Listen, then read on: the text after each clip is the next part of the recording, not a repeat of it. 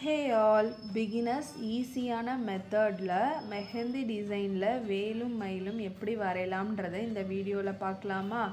First மயிலோட outer பாடி ஸ்ட்ரக்சரை draw பண்ணிக்கோங்க. மயிலுக்கு மேலே வேல் வரா மாதிரி டிசைன் பண்ணிக்கோங்க. அந்த வேலுக்குள்ளே லோட்டஸ் ஓம்லாம் வரா மாதிரி டிசைன் பண்ணிக்கோங்க. வேல் டோட்டலாக மயிலுக்கு பின்னாடி இருக்கா மாதிரி டிசைன் பண்ணிக்கோங்க.